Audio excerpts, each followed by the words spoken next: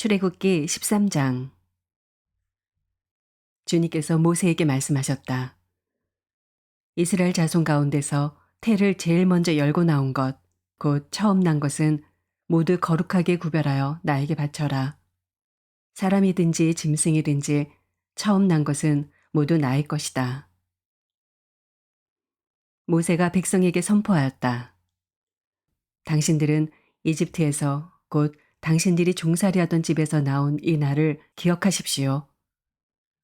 주님께서 강한 손으로 거기에서 당신들을 이끌어내신 날이니 누룩을 넣은 빵을 먹어서는 안 됩니다.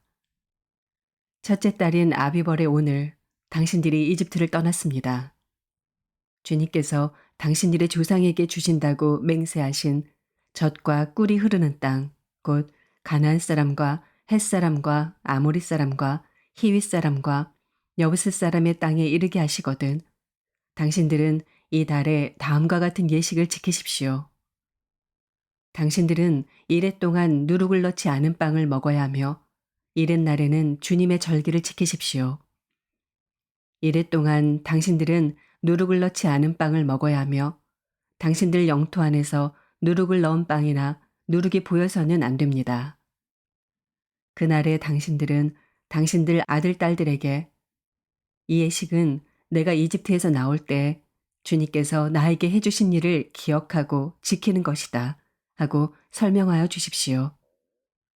이 예식으로 당신들의 손에 감은 표나 이마 위에 붙인 표와 같이 당신들이 주님의 법을 늘 되새길 수 있게 하십시오. 주님께서 강한 손으로 당신들을 이집트에서 구하여 내셨기 때문입니다. 그러므로 당신들은 이 규례를 해마다 정해진 때에 지켜야 합니다. 주님께서 당신들과 당신들 조상에게 맹세하신 대로 당신들을 가나안 사람의 땅에 이르게 하셔서 그 땅을 당신들에게 주시거든 당신들은 태를 처음 열고 나오는 모든 것을 주님께 바치십시오. 그리고 당신들이 기르는 짐승이 처음 낳는 수컷은 다 주님의 것입니다. 그러나 나귀의 맛배는 어린 양을 대신 바쳐서 대속하도록 하십시오. 그렇게 대속하지 아니려거든 그 목을 꺾으십시오. 당신들 자식들 가운데서 맏아들은 모두 대속하여야 합니다. 뒷날 당신들 아들, 딸이 당신들에게 묻기를 무엇 때문에 이런 일을 하느냐고 하거든 당신들은 아들, 딸에게 이렇게 일러주십시오. 주님께서 강한 손으로 이집트 곧 종살이하던 집에서 우리를 이끌어내셨다. 그때 바로가 우리를 내보내지 않으려고 고집을 부렸으므로 주님께서 처음 난 것을 사람뿐만 아니라 이집트 땅에 있는 모든 처음 난 것을 죽이셨다. 그래서 나는 처음 태를 열고 나온 모든 수컷을 주님께 제물로 바쳐서 아들 가운데서도 맏아들을 모두 대속하는 것이다. 이것을 각자의 손에 감은 표나 이마 위에 붙인 표처럼 여겨라. 이렇게 하는 것은 주님께서 강한 손으로 우리를 이집트 땅에서 이끌어내셨기 때문이다. 바로는 마침내 이스라엘 백성을 내보냈다. 그러나 그들이 블레셋 사람의 땅을 거쳐서 가는 것이 가장 가까운데도 하나님은 백성을 그 길로 인도하지 않으셨다. 그것은 하나님이 이 백성이 전쟁을 하게 되면 마음을 바꾸어서 이집트로 되돌아가지는 않을까 하고 염려하셨기 때문이다. 그래서 하나님은 이 백성을 홍해로 가는 광야길로 돌아가게 하셨다. 이스라엘 자손은 대열을 지어 이집트 땅에서 올라왔다. 모세는 요셉의 유고를 가지고 나왔다.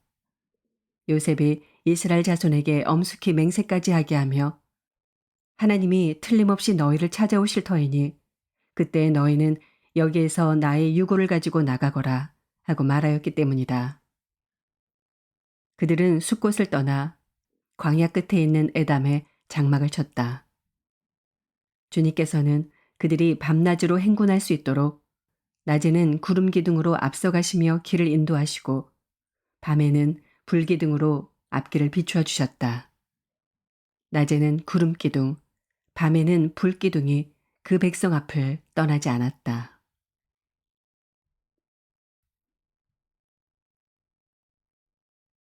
누가복음 16장.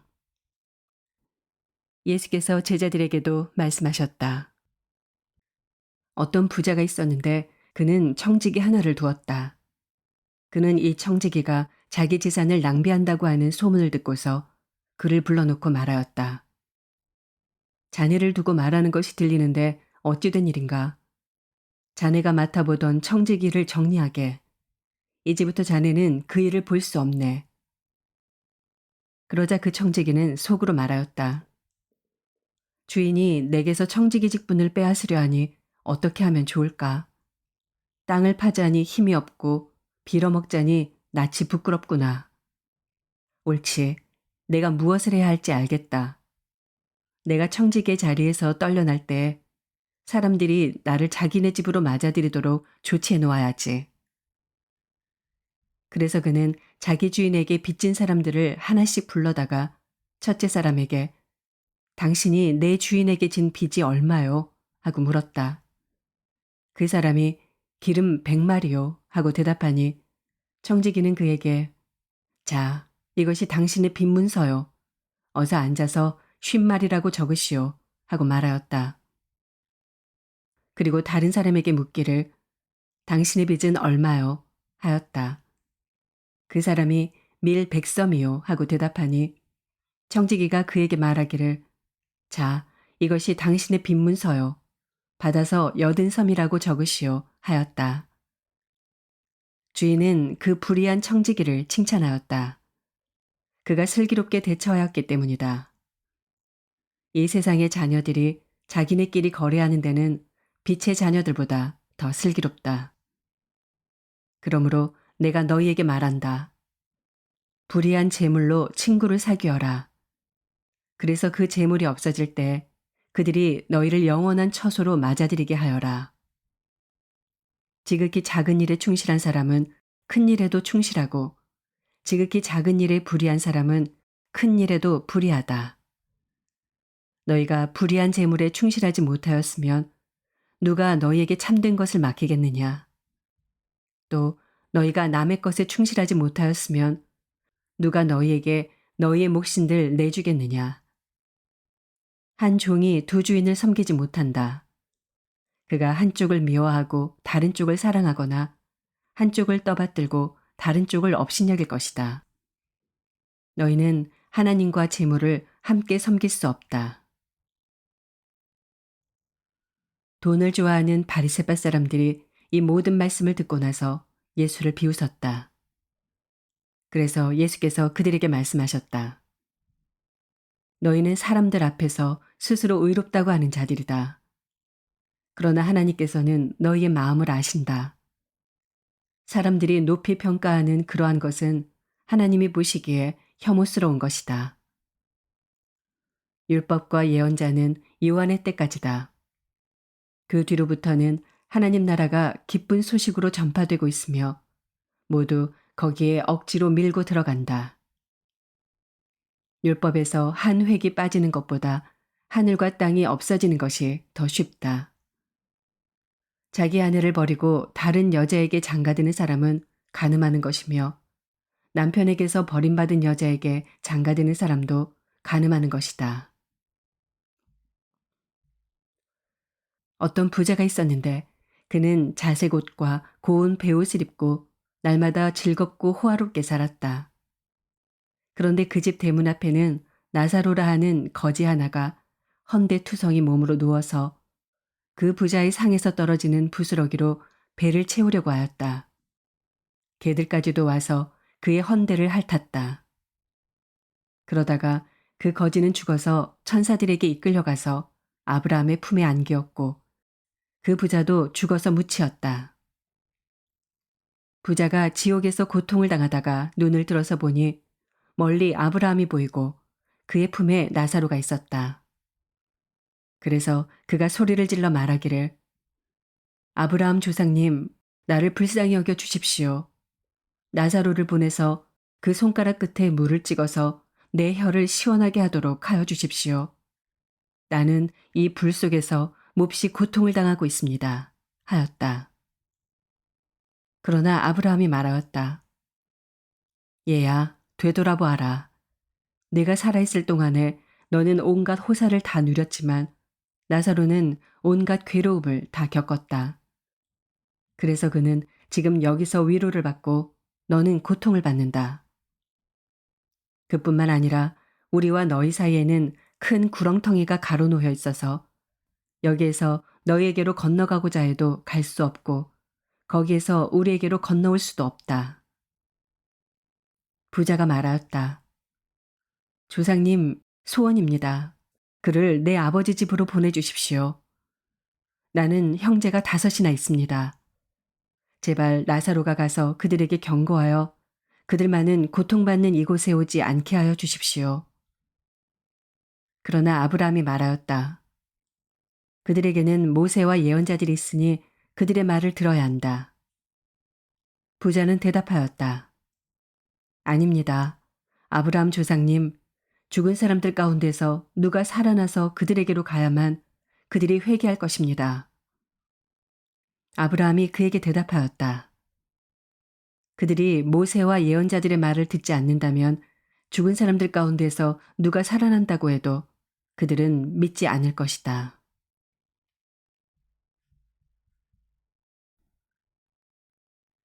욥기 31장. 젊은 여인을 음탕한 눈으로 바라보지 않겠다고 나 스스로 엄격하게 다짐하였다. 여자나 유혹하고 다니면 위에 계신 하나님이 내게 주실 몫이 무엇이겠으며 높은 곳에 계신 전능하신 분께서 내게 주실 유산은 무엇이겠는가. 불의한 자에게는 불행이 미치고 악한 일을 하는 자에게는 재앙이 닥치는 법이 아닌가. 하나님은 내가 하는 일을 낱낱이 알고 계신다. 내 모든 발걸음을 하나하나 세고 계신다. 나는 맹세할 수 있다. 여태까지 나는 악한 일을 하지 않았다. 다른 사람을 속이려고도 하지 않았다. 하나님이 내 정직함을 공평한 저울로 달아보신다면 내게 흠이 없음을 아실 것이다. 내가 그릇된 길로 갔거나 나 스스로 악에 이끌려 따라갔거나 내 손에 죄를 지은 흔적이라도 있다면 내가 심은 것을 다른 사람이 거두어 먹어도 내가 지은 농사가 망하더라도 나는 할 말이 없을 것이다. 남의 아내를 탐내서 그 집 문 근처에 숨어 있으면서 그 여인을 범할 기회를 노렸다면 내 아내가 다른 남자의 노예가 되거나 다른 남자의 품에 안긴다 해도 나는 할 말이 없을 것이다. 남의 아내를 범하는 것은 사형 선고를 받아야 마땅한 범죄다. 그것은 사람을 파멸시키는 불, 사람이 애써서 모은 재산을 다 태우는 불이다. 내 남종이나 여종이 내게 탄원을 하여 올 때마다 나는 그들이 하는 말에 귀를 기울이고 공평하게 처리하였다. 그렇게 하지 않았더라면 내가 무슨 낯으로 하나님을 뵈며 하나님이 나를 심판하러 오실 때 내가 무슨 말로 변명하겠는가. 나를 창조하신 바로 그 하나님이 내 종들도 창조하셨다. 가난한 사람들이 도와달라고 할 때 나는 거절한 일이 없다. 앞길이 막막한 과부를 못 본 채 한 일도 없다. 나는 배부르게 먹으면서 고아를 굶긴 일도 없다. 일찍부터 나는 고아를 내 아이처럼 길렀으며 철이 나서는 줄곧 과부들을 돌보았다. 너무나도 가난하여 옷도 걸치지 못하고 죽어가는 사람이나 덮고 잘 것이 없는 가난한 사람을 볼 때마다 내가 기른 양털을 깎아서 그것으로 옷을 만들어 그들에게 입혔다. 시린 허리를 따뜻하게 해주었더니 그들이 나를 진심으로 축복하곤 하였다. 내가 재판에서 이길 것이라고 생각하고 고아를 속이기라도 하였더라면 내 팔이 부러져도 할 말이 없다. 내 팔이 어깨 쭉지에서 빠져나와도 할 말이 없다. 하나님이 내리시는 심판이 얼마나 무서운지를 잘 알고 있었으므로 나는 차마 그런 파렴치한 짓은 할 수 없었다. 나는 황금을 믿지도 않고 정금을 의지하지도 않았다. 내가 재산이 많다고 하여 자랑하지도 않고 벌어들인 것이 많다고 하여 기뻐하지도 않았다. 해가 찬란한 빛을 낸다고 하여 해를 섬기지도 않고 달이 밝고 아름답다고 하여 달을 섬기지도 않았다. 해와 달을 보고 그 장엄함과 아름다움에 반하여 그것에다가 절을 하는 사람들이 있다. 해와 달을 경배하는 표시로 제 손에 입을 맞추기도 한다. 그러나 나는 그렇게 하지 않았다. 그런 일은 높이 계신 하나님을 부인하는 것이므로 벌로 사형을 받아도 마땅하다. 내 원수가 고통받는 것을 보고 나는 기뻐한 적이 없다. 원수가 재난을 당할 때에도 나는 기뻐하지 않았다.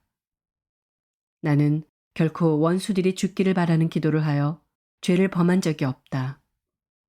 내 집에서 일하는 사람은 모두 내가 언제나 나그네를 기꺼이 영접한다는 것을 잘 알고 있다. 나는 나그네가 길거리에서 잠자도록 내버려 둔 적이 없으며 길손에게 내 집 문을 기꺼이 열어주지 않은 적도 없다. 다른 사람들은 자기 죄를 감추려고 하지만 그러나 나는 내 허물을 아주 감추지 않았다. 사람들이 무슨 말로 나를 헐뜯든지 나는 그것을 전혀 두려워하지 않았다. 남에게서 비웃음을 받을까 하여 입을 다물거나 집 안에서만 머무르거나 하지도 않았다. 내가 한 이 변명을 들어줄 사람이 없을까? 맹세코 나는 사실대로만 말하였다. 이제는 전능하신 분께서 말씀하시는 대답을 듣고 싶다. 내 원수가 나를 고발하면서 뭐라고 말하였지? 내가 저지른 죄가를 기록한 소송장이라도 있어서 내가 읽어볼 수만 있다면 나는 그것을 자랑스럽게 어깨에 메고 다니고 그것을 왕관처럼 머리에 얹고 다니겠다.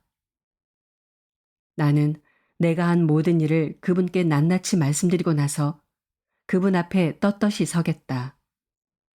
내가 가꾼 땅이 훔친 것이라면, 땅 주인에게서 부당하게 빼앗은 것이라면, 땅에서 나는 소산을 공짜로 먹으면서 곡식을 기른 농부를 굶겨 죽였다면, 내 밭에서 밀 대신 찔레가 나거나 보리 대신 잡초가 돋아나더라도 나는 기꺼이 받겠다. 이것으로 욥의 말이 모두 끝났다.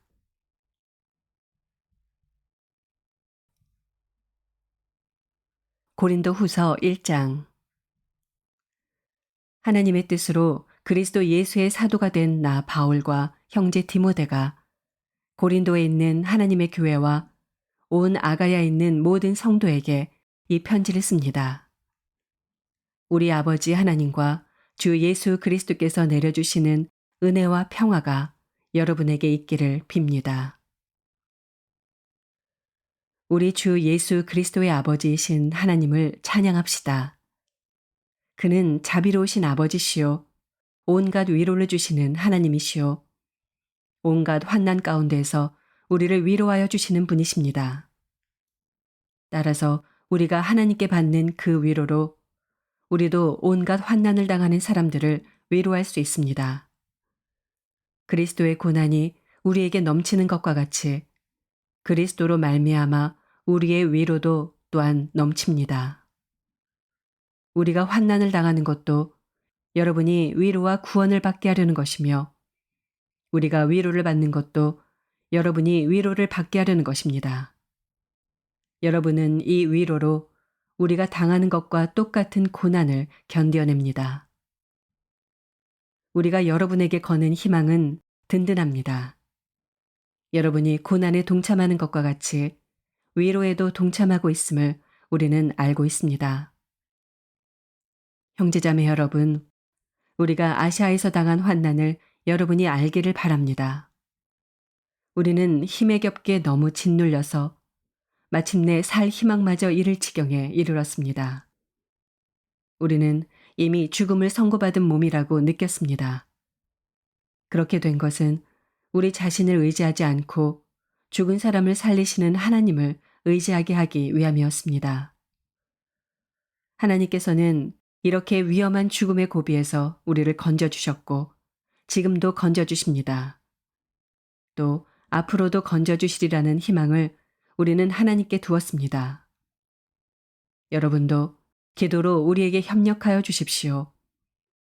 많은 사람의 기도로 우리가 받게 된 은총을 두고 많은 사람이 우리 때문에 하나님께 감사를 드리게 될 것입니다. 우리의 자랑거리는 우리의 양심이 또한 증언하는 것이기도 합니다.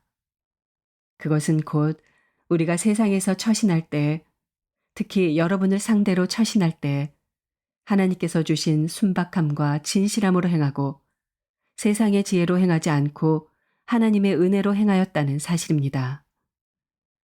우리는 지금 여러분이 읽고 이해할 수 있는 것만을 써서 보냅니다. 나는 여러분이 그것을 완전히 이해하기를 바랍니다. 여러분이 우리를 이미 부분적으로는 이해했습니다마는 우리 주 예수의 날에는 여러분이 우리의 자랑거리이듯이 우리가 여러분의 자랑거리가 될 것입니다. 이러한 확신이 있으므로 먼저 나는 여러분에게로 가기로 마음을 먹었습니다. 그것은 여러분으로 하여금 두 번 다시 은혜를 받게 하려는 것이었습니다. 나는 여러분에게 들러서 마케도니아로 갔다가 마케도니아에서 다시 여러분에게로 와서 여러분의 도움을 받아서 유대로 갈 작정이었습니다. 내가 이런 계획을 세운 것이 변덕스러운 일이었겠습니까? 또는 내가 육신의 생각으로 계획을 세우기를 아니요, 아니요 하려는 속셈이면서도 예, 예 하고 계획을 세우는 것이겠습니까? 하나님께서는 신실하십니다. 따라서 우리가 여러분에게 하는 말은 예 하면서 동시에 아니요 하는 것은 아닙니다. 나와 실루아노와 디모데가 여러분에게 선포한 하나님의 아들 예수 그리스도께서는 예도 되셨다가 동시에 아니요도 되신 분이 아니었습니다. 그리스도 안에는 예만 있을 뿐입니다. 하나님의 모든 약속은 그리스도 안에서 예가 됩니다. 그러므로 그리스도로 말미암아 우리는 아멘 하면서 하나님께 영광을 돌리는 것입니다. 우리를 여러분과 함께 그리스도 안에 튼튼히 서게 하시고 또 우리에게 사명을 맡기신 분은 하나님이십니다. 하나님께서는 또한 우리를 자기의 것이라는 표로 인을 치시고 그 보증으로 우리 마음에 성령을 주셨습니다. 내 목숨을 걸고서 나는 하나님을 증인으로 모시렵니다. 내가 아직 고린도에 가지 않은 것은 여러분을 아끼기 때문입니다. 우리는 여러분의 믿음을 지배하려는 것이 아닙니다. 우리는 여러분이 기쁨을 누리게 하려고 함께 일하는 일꾼일 따름입니다. 여러분은 이미 믿음에 튼튼히 서 있습니다. 아멘.